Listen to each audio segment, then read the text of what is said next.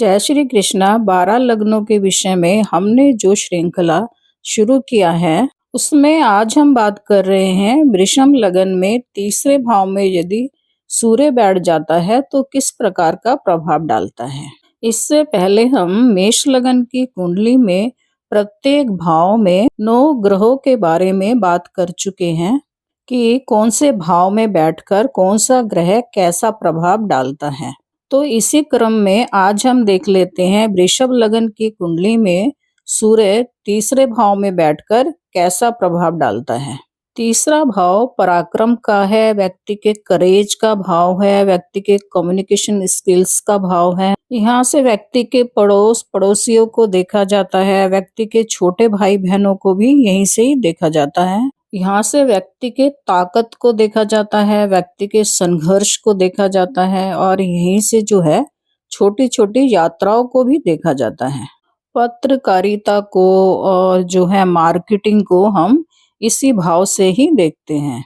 अब सूर्य से जो है हम व्यक्ति के आत्मविश्वास को देखते हैं, व्यक्ति के अंदर के ईगो को देखते हैं। सूर्य राजा है और सूर्य के अंदर लीडरशिप क्वालिटी होती है। गवर्नमेंट अथॉरिटी सूर्य से ही देखा जाता है। सूर्य औषधि का, खाद्य पदार्थों का कारक है, सूर्य पिता का कारक है। सूर्य व्यक्ति के अंदर के डोमिनेंट नेचर को भी दर्शाता है। अब तीसरे भाव में जो है कर्क राशि है और कर्क राशि के स्वामी चंद्रमा है। चंद्रमा माता का कारक है और माता से हम स्नेह को देखते हैं, लालन पालन प्यार दुलार को देखते हैं। चंद्रमा मन का भी कारक है, मन की खुशियों का कारक है। चंद्रमा मन की चंचलता है, चंद्रमा मन की भावनाओं को दर्शाता है और चंद्रमा धन का भी कारक है। चंद्रमा से हम लिक्विड मनी को भी देखते हैं और चंद्रमा और सूर्य जो है आपस में मित्र भी है। सूर्य अपने मित्र के भाव में ही आकर बैठा हुआ है, लेकिन चंद्रमा जल तत्व है और सूर्य अग्नि तत्व। और चंद्रमा कोमलता को दर्शाता है और सूर्य जो है क्रूरता को दर्शाता है। अब चंद्रमा को जो है इस मित्र से थोड़ी बहुत परेशानी तो है और चंद्रमा जो कि एक कोमलता को दर्शाता है वो एक संघर्ष के हाउस में आके बैठ गया है। तो इस वजह से जो है व्यक्ति थोड़ा तनाव में रहता है। लेकिन यहाँ पे यदि चंद्रमा की प्लेसमेंट बहुत अच्छी है, जैसे कि चंद्रमा यदि लगन भाव में जाके बैठ जाते हैं, क्योंकि वृषभ राशि में जो है चंद्रमा उच्च के हो जाते हैं, तो ऐसे में जो है व्यक्ति का मन प्रसन्न रहेगा और व्यक्ति के पास लिक्विड धन भी होगा। लेकिन चंद्रमा की प्लेसमेंट अगर कुंडली में अच्छी नहीं है, चंद्रमा यदि छठे, 8वें, 12वें भाव में जाकर बैठ गए हैं, तो ऐसे में जो है व्यक्ति कितना ही पराक्रम कर ले, कितना ही संघर्ष कर ले, व्यक्ति के पास धन की हमेशा ही कमी बनी रहेगी और व्यक्ति को कोई रोग भी हो सकता है। व्यक्ति के माता का स्वास्थ्य खराब रह सकता है, फिजूल के खर्चे बढ़ सकते हैं और इस तरह का व्यक्ति जो है घर से कहीं दूर जाकर रहे तो ही व्यक्ति के लिए अच्छा रहेगा, क्योंकि घर के माहौल में व्यक्ति बहुत ज्यादा परेशान रहेगा, व्यक्ति बहुत ज्यादा तनाव महसूस करेगा। ऐसे में जो है व्यक्ति के लिए बाहर का माहौल ही सही रहेगा। और सूर्य जो है यहाँ पर चौथे भाव का स्वामी होकर तीसरे भाव में आकर बैठा है। चौथा भाव हमारा सुख भाव है। यहाँ से हम परिवार के सुखों को देखते हैं, यहाँ से हम भूमि भवन वाहन सुख को देखते हैं, जमीन जायदाद खेत खलियान को देखते हैं। चौथे भाव से जो है हम माता के सुख को भी देखते हैं और ऐसे सुख भाव का स्वामी जो है जाकर पराक्रम के हाउस में बैठ गया है। तो व्यक्ति को जो है इन सब चीजों का सुख पाने के लिए, प्रॉपर्टी का सुख पाने के लिए बहुत मेहनत करना पड़ेगा, पराक्रम करना पड़ेगा, संघर्ष करना पड़ेगा, तब कहीं जाके व्यक्ति को जो है प्रॉपर्टी का सुख मिल पाएगा। और भूमि के कारक ग्रह जो है मंगल है और काल पुरुष की कुंडली में तीसरे भाव का कारक ग्रह भी मंगल ही है, क्योंकि तीसरा भाव पराक्रम का भाव है और मंगल से ही जो है हम पराक्रम को देखते हैं। तो कुंडली में जो है मंगल की प्लेसमेंट भी अच्छा होना चाहिए। मंगल यदि यहाँ नवम भाव में बैठ जाते हैं तो यहाँ मकर राशि में मंगल उच्च के हो जाते हैं, तो ऐसा व्यक्ति जो है अपने लिए बहुत प्रॉपर्टी बना पाएगा। और मंगल जो है चौथे भाव में और सप्तम भाव में भी जो है प्रॉपर्टी के लिए अच्छा माना जाएगा। मंगल के साथ ही जो है हमें चंद्रमा और शुक्र की प्लेसमेंट भी देखना पड़ेगा। इन दोनों ग्रहों का भी जो है प्लेसमेंट कुंडली में अच्छा होना चाहिए, क्योंकि तीसरे भाव का स्वामी चंद्रमा है और लग्जरी का कारक, भोग विलास का कारक शुक्र देव है। बड़ा मकान, ब्रांडेड गाड़ी, ये सब हम शुक्र से ही देखते हैं। तो व्यक्ति को जो है चौथे भाव की चीजों को पाने के लिए शुक्र का प्लेसमेंट, चंद्रमा का प्लेसमेंट और मंगल का प्लेसमेंट जो है कुंडली में देखना पड़ेगा। इन तीनों ग्रहों का प्लेसमेंट कुंडली में अच्छा होना चाहिए। लेकिन इन सब सुखों को हासिल करने के लिए व्यक्ति को जो है पराक्रम और संघर्ष तो करना ही पड़ेगा, क्योंकि सूर्य जाके संघर्ष के हाउस में ही बैठा हुआ है और सूर्य चौथे भाव का यानी कि सुख भाव का स्वामी है। ऐसा व्यक्ति जो है अपने बिजनेस में छोटे छोटे यात्राओं से भी अर्निंग कर सकता है। व्यक्ति पत्रकारिता का कार्य कर सकता है और व्यक्ति जो है मार्केटिंग के कार्य में भी जा सकता है। ऐसा व्यक्ति जो है बातचीत में काफी रोबदार लगता है। ऐसा लगता है कि व्यक्ति जो है दबाव बनाकर बातें कर रहा है, लेकिन व्यक्ति का जो है ये नेचुरल स्वभाव ही होता है, क्योंकि कम्युनिकेशन स्किल्स के हाउस में जाकर सूर्य बैठ गया है।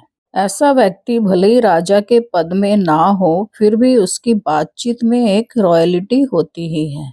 और तीसरे भाव से हम छोटे भाई बहनों को भी देखते हैं। तो ऐसे व्यक्ति के छोटे भाई बहन यदि एक ही साथ रहते हो, एक ही परिवार में, तो उनके साथ जो है लड़ाई झगड़े हो सकते हैं। लेकिन ऐसा व्यक्ति जो है मन से बहुत ही भावुक होता है और उसके मन में जो है बहुत ज्यादा प्यार होता है अपने छोटे भाई बहनों के लिए, क्योंकि तृतीय भाव में कर्क राशि है और कर्क राशि के स्वामी जो है चंद्रमा है। और ऐसे लोग जो है बहुत ही ज्यादा भावुक होते हैं। तो ऐसे व्यक्ति के जो है मन में कुछ नहीं होता, लेकिन थोड़ा क्योंकि ये लोग दबाव बनाकर बातें करते हैं, रोब जमा कर बात करते हैं अपने भाई बहनों के साथ, तो इसी वजह से जो है इन लोगों के रिश्ते बिगड़ जाते हैं। लेकिन यदि ये लोग थोड़ी दूरी बनाकर रहे तो ऐसे में जो है इनके अंदर एक दूसरे के प्रति मनमुटाव भी नहीं रहते।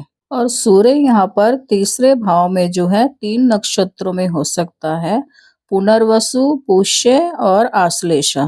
पुनर्वसु नक्षत्र के स्वामी गुरु बृहस्पति है और पुनर्वसु नक्षत्र के जो है चौथा चरण ही यहाँ पर देखने को मिलता है। सूर्य अगर गुरु के नक्षत्र में बैठा हुआ है तो ऐसे में जो है हमें गुरु की प्लेसमेंट देखना पड़ेगा। कुंडली में यदि गुरु की प्लेसमेंट अच्छा है तो ऐसे में जो है व्यक्ति अपने लिए संपत्ति बना पाएगा, क्योंकि गुरु जो है धन के भी कारक है। और यहाँ पर जो है गुरु, सूर्य, चंद्रमा आपस में मित्र भी है।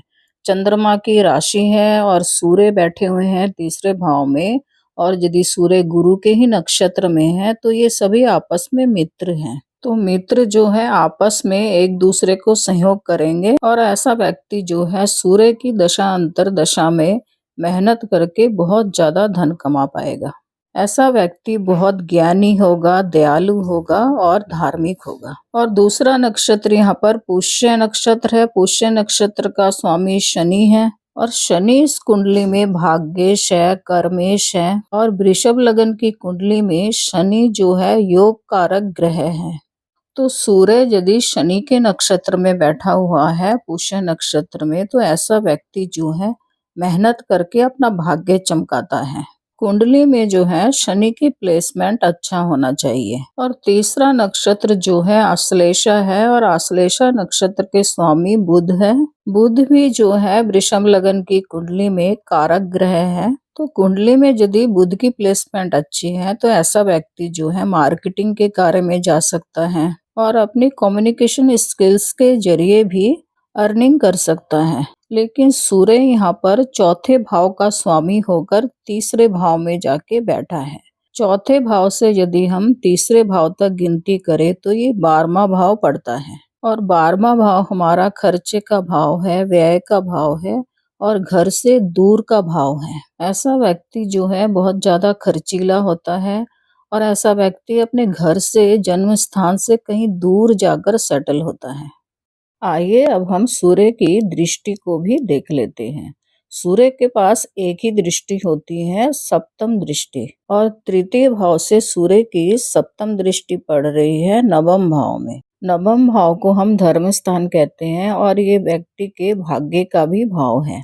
यहाँ से हम धार्मिक चीजों को देखते हैं, पूजा पाठ, मंदिर, धर्म से जुड़ी चीजों को देखते हैं, धार्मिक स्थलों को देखते हैं, हम अपने गुरुओं को यहीं से देखते हैं और हमारे बुजुर्गों को भी जो है हम इसी भाव से देखते हैं। और ये हमारे पिता का भी भाव है और इस भाव से जो है हम हायर स्टडी को भी देखते हैं। वैसे तो हम पूरी पढ़ाई लिखाई जो है पंचम भाव से ही देखते हैं, लेकिन पढ़ाई लिखाई कंप्लीट होने के बाद भी यदि हम किसी ऊंचे पद पर पहुंचने के लिए कुछ ऊंचे लेवल की स्टडी करते हैं, वो सब चीजें जो है हम नवम भाव से ही देखते हैं। और ऐसा व्यक्ति जो है कुछ एक्स्ट्रा हायर स्टडी के लिए जो है विदेश में भी जा सकता है, क्योंकि नवम भाव से जो है हम लंबी लंबी यात्राओं को भी देखते हैं। हम इसे विदेश यात्रा भी कह सकते हैं। तो सूर्य की यह दृष्टि जो है हमें बताती है ऐसा व्यक्ति बहुत धार्मिक होगा, धर्म को मानने वाला होगा, ऐसा व्यक्ति अपने परंपराओं का पालन करने वाला होगा और समाज में ज्ञान की रोशनी फैलाने वाला होगा। नवम भाव में मकर राशि है और मकर राशि के स्वामी शनि देव हैं और शनि जो है सूर्य को अपना शत्रु मानते हैं। लेकिन क्योंकि शनि भी जो है नियम से चलने वाला ग्रह है और परंपराओं का पालन करने वाला ग्रह है और लग्नेश शुक्र के साथ शनि की मित्रता भी है और इस कुंडली में शनि योग कारक ग्रह भी है। शनि को एक भाव केंद्र का मिला हुआ है और एक भाव त्रिकोण का मिला हुआ है। शनि इस कुंडली में भाग्येश है, कर्मेश है। इस कुंडली में जो है शनि को सर्वोच्च स्थान प्राप्त हुआ है। तो कुंडली में यदि शनि की प्लेसमेंट अच्छी है तो ऐसा व्यक्ति जो है देर से ही सही लेकिन सफल जरूर होता है और व्यक्ति के पास जो है सुख सुविधा की सभी चीजें होती हैं। लेकिन व्यक्ति को जो है करियर के शुरुआत में बहुत मेहनत और बहुत संघर्षों का सामना करना पड़ता है। और सूर्य थर्ड हाउस में बैठकर व्यक्ति के आत्मविश्वास को बढ़ाएगा, व्यक्ति को शारीरिक बल प्रदान करेगा। तो ऐसा व्यक्ति जो है मेहनत करके संघर्ष करके अपनी सफलता को हासिल कर ही लेगा। लेकिन ये वृषभ लगन की कुंडली है और लग्नेश जो है शुक्र देव है और थर्ड हाउस में बैठे सूर्य के साथ शुक्र के साथ दुश्मनी है और थर्ड हाउस में कर्क राशि है। कर्क राशि के स्वामी चंद्रमा है, चंद्रमा के साथ भी शुक्र की दुश्मनी है और थर्ड हाउस के कारक ग्रह मंगल है और मंगल के साथ भी जो है शुक्र की मित्रता नहीं है। लेकिन सूर्य, चंद्र और मंगल आपस में मित्र हैं और थर्ड हाउस से जुड़े फलों को भोग कौन करेगा? भोग करेगा लग्नेश यानी कि शुक्र। तो यहाँ पर जो है शुक्र का मजबूत होना बहुत ज्यादा जरूरी है, क्योंकि शुक्र इन तीनों ग्रहों के ही मित्र नहीं है। तो ऐसा व्यक्ति जो है अपने भोग विलास की लाइफ को, अपने लग्जरी लाइफ को तभी जी पाएगा जब कुंडली में शुक्र देव कहीं बलवान होकर बैठे होंगे। अब सूर्य यदि आपके जीवन में कुछ बुरा प्रभाव डाल रहा है तो आपको सूर्य की चीजों का दान करना चाहिए। तांबे से बनी कोई वस्तु, कटोरी, गिलास या लोटा और केसरिया वस्त्र या फिर लाल वस्त्र और गुड़, इन चीजों को आप मंदिर में दान कर सकते हैं या मंदिर के किसी पुरोहित को दान में दे सकते हैं रविवार के दिन। और रोज सुबह सूर्य को जल अर्पित कर सकते हैं और एक माला यानी कि 108 बार सूर्य के मंत्रों का जाप कर सकते हैं। ओम घृणी सूर्याय नमः।